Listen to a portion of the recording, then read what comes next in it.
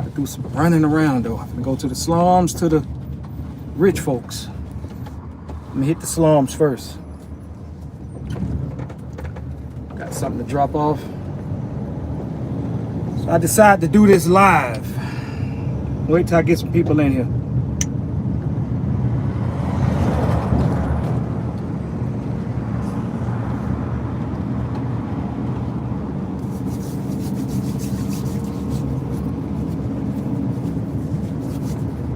What it do, bro? What's good, bro? What's good? I'm gonna do a little live real quick. I did one earlier, bro.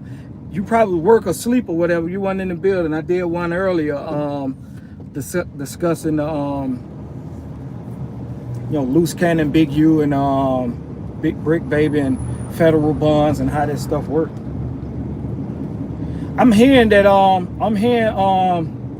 Big U said he taking it to trial. His trial thing's supposed to start in May, something like that. I don't know. It still may take about a year or so before that stuff even get to the bottom of it. But I'm hearing people saying he's gonna take it to trial. Crazy man. Crazy man. Well, that's his problem. His pride. His pride. Them street dudes, man, they pride. You still active in them streets like that, and you've been a man of street power for so long. When they get in them people's hand, they pride still get in the way. I think he's gonna buckle towards the end. I think he'll buckle towards the end. Yeah, Brick, boy, they some bad, boy. That. And see, I did a live Pookie yesterday about that, right?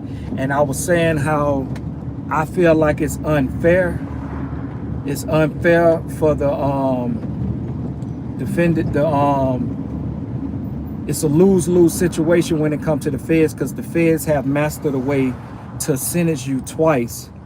You will be usually when you go to the feds and you get arrested, you being punished for your charge, and you getting punished for, because it's a point system and they go off a point system, but they bring up your past, they bring up your state, and I feel like that should be a law passed where when people get arrested in the feds, that they cannot bring up nothing that to do with the state, because whatever you got going on in the state, you don't handle it. They gonna bring up stuff. That's how I know.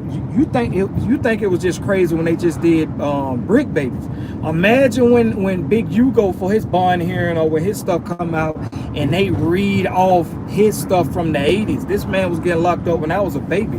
If I was born, probably I was a little toddler shitting my damn pamper, and this man was running around already doing time with the Jerry curl dripping. You seen the mug shots?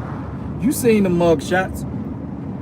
He take it to trial. He's done. Oh, I think he already know that, but it's seeming like he want to just go out with a bang for some reason. I don't know. I get it. The man already the man already 60. So I guess he's looking at it like, man, I'm already facing whatever sentence they give me is like a death penalty, like, and I mean, to make that come into realization, to realize, Big U, your ass ain't finna be walking around the streets of LA, riding around the streets of LA, looking at the palm trees and the oceans and enjoying life with the rich and famous. You ain't finna be doing none of that no more, even if you beat all the charges. I'm about to get into the topic, but I'm just saying this to catch you up. Even if you beat all of your charges and you become a free man again, besides maybe a few of your celebrity friends or whatever, but all your community access to the funding, government funding, federal funding, all that stuff is eliminated. People are not going to be dealing with you no more. They're not going to be dealing with you, bro. So what's going to happen? You're going to resort back to you leeching off your son, trying to get some kind of motion going on with your son in the lead. Or you're going to go back to why? I don't know why he think that he's untouchable, when you got guys that was more treacherous than you, that the government proved that they're touchable. They all got touched. Tookie Williams got touched. All these gang leaders or the creators of that stuff got touched. All these major drug lords, drug dealers got touched. Like, why it's over with. It's over with. But that ain't really what this video is about, man. I wanted to do this video. Yeah, he had Jerry curls on that mug. So I'm like, boy, what in the disco fever is this? Juicy, shiny ass, drippy ass Jerry curls. That go to show you he got a head full of bald head now, so he don't even have not a now single Jerry curl in his head now. So that go to show you how long Big U been at this. I want to do this. I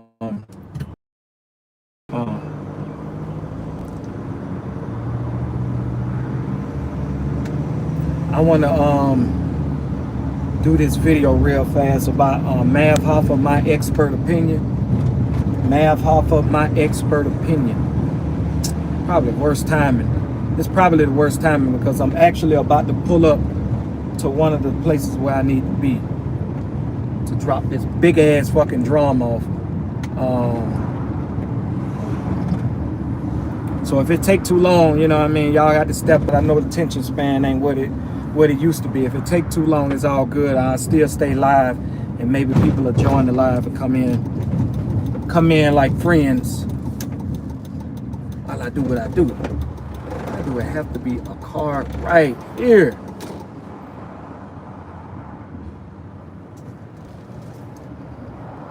I need this spot, bro. Damn. Crazy. And for Mav, I got this whole thing as a list, and I have this. I have a lot of questions. I got a lot of things that he talked about in his video he recently did a day ago that I want to mention, that I want to talk about. As far as his situation when Mav was discussing. Matter of fact, I'm gonna do that question. I'm gonna do that one first. Hold on. He titled his video, "We Lost the My Expert Opinion Barbershop." You did not lose the Expert Opinion Barbershop. You never owned the My Expert Opinion Barbershop, man. You can't lose what you never had. What you was doing was subleasing, like you said. You was written from another person that was written from this same person. Now all of a sudden, I don't know if the man a slumlord or not. You called the man a slumlord. I don't know that to be true or not. Maybe you're just in your feelings because listening to this conversation, Mav, listening to this conversation, it is almost like you was coming up with excuses for yourself. You was making up excuses. You was coming up with excuses. Oh, I was giving the money to this woman, and this woman did this, and she wasn't doing that. Oh, the slumlord, the landlord is a slumlord. He accused me. He asked me straight up, was I selling cocaine out the place? This, that, and the third. Mav, let me try to do this. Mav, first of all, Mav tried to compare his situation with Adam's situation, saying, like, just like when Adam said, during COVID, things was going good. And, when Adam was saying he's about to relocate and rearrange and change up his situation, right? He was like, yeah, during COVID, we was making a lot of money. Then things started trickling back down. Once everything got opened back up, the world got opened back up. And Mav said, yeah, I was going through the same thing during COVID. I was making a lot of money doing this, doing that. But here's the difference between you, Mav, and Adam. That white boy owned that building. Mav, you was subleasing from somebody. It's a big difference. You was subleasing out of a building, and you wasn't even the front runner like you and the business owner, the person of the building. You was subleasing from somebody else, a female, right? No, he didn't own that building. But here's the thing. Mav made more than enough money doing what he was doing. You got over 1 million subscribers. Mav been making more than enough money to where he could at least win and at least to own one of his own property builders. Now, granted, I know New York is a very expensive place. Mav, you at least at bare minimum made enough money to make a prop set somewhere. You could have went to some warehouse, abandoned warehouse, shut down warehouse and worked something out with the lease and turned that place. You can buy, Mav, you can buy you can buy like 6 barber chairs if you want to steal, because he's saying we might go on a barber shop tour. You went from a stationary place to now you want to go on a barbershop tour. So it tells me that you still want to have that barbershop, you know, the bros feeling when you in the barbershop, y'all kicking it, talking or whatever, those conversations. So, Mav, you can get a barber chair you can buy barber chairs from at least from as little as $200 to $1,000, depending on how you want your set to look. You know what I'm saying? Like, with all that, I remember Mav went to a battle rap event. He had all the jewelry on. He had on like 4 different designers. He had the Gucci hat, the Louis shirt, the Fendi. He had on like all kind of like mixed fashions, like showing off. Even the battle rappers were feeling a certain type of way. You talking about your Rolexes, your rings. Like, Mav, you done made more than enough money to build your own studio set and do your thing. What's up? What's up? What's up? You got more. You made more than enough money to build your own studio set at a location. You can build your own, my expert opinion, and set it up just like how that one was. You know what I'm saying? If you just had to have that barbershop feel or whatever. You know what I'm saying? Mav mentioned we don't know what's going to happen to the shop. I'm going to tell you what's going to happen to the shop, Mav. The shop is going to continue to thrive. Well, the shop is going to either thrive or the man going to shut it down and turn it into something else. That's what's going to happen to that shop. One thing about it, you're not in there no more. Will Mav return back to battle rap? I'm wondering, will Mav return back to battle rap?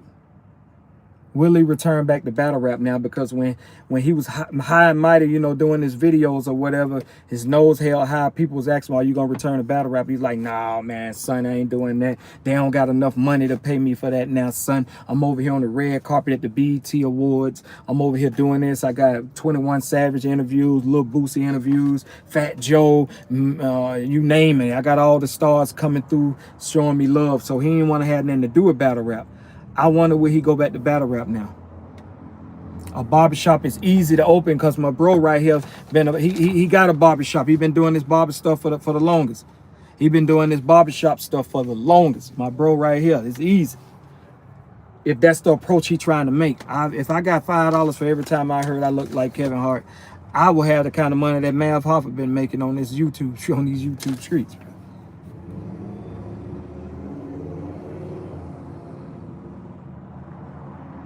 16 years, that's right. Let me see.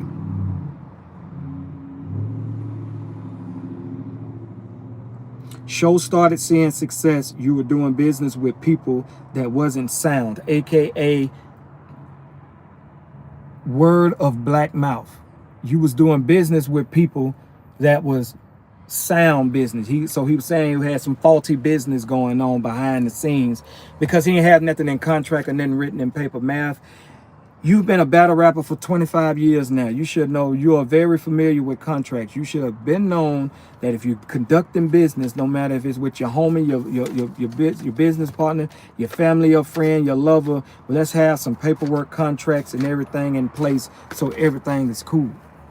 So that's your own fault, Mav. Why you not owning up to it? Why you saying, oh, it was faulty, they wasn't doing what they wasn't keeping their end of the bar? And you know, Mav started talking about his co-hosts, how he fired his co-host and he was ranting and deflecting, talking about them. Mav, those people been away from my expert opinion. For all of them that you have fired has been away from my expert opinion well over a year. Why is you still using them? Yeah, they gonna roast the shit out of him about that situation. You know what I'm saying? He know that. But Mav, those boys on Bag Few, they been going on doing their own thing. They got celebrities coming through showing them love on their channel too, and I wish them the utmost success. I wish you success. But here's the thing, Mav, like, why you still talking about them? You still got a gripe with them when they done left years ago. They done been gone. I know them guys been gone well over a year or two, 18 months, something like that. Why you still talking about them, Mav? In this whole video that you did, you weren't owning up really to nothing. You just like, this is a learning phase. Yeah, everything's a learning phase, man. But you got to understand that you the captain of my expert opinion ship. How the captain goes, the captain gonna dictate how this ship gonna go. Is it gonna set sail to sea, or is it gonna run into the dock, to the loading dock? And that's what you did. You ran that motherfucker to a wall.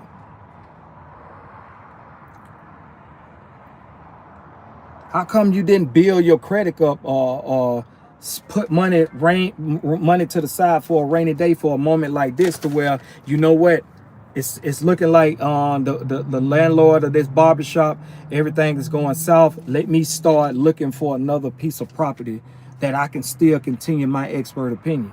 Now you doing videos like me, sitting in a car, sitting at the house or whatever, doing videos like me. You know what I'm saying? You done made more, you done made millions of dollars, you done made more than enough money, man, to at least put together a studio set or whatever. Hey, listen, I'm gonna come right back. I just half of it. I just don't want to hop out and go to unload, and I don't know how long this is gonna take. And I'm gonna do it. I'm gonna come right back and do this. I should have waited till I unloaded all this, but let me unload this and I'm gonna come back. I got plenty of questions I'm answering that I wrote down, that I jot down, that I'm gonna talk about, y'all. So I'll be right back after these messages. Peace.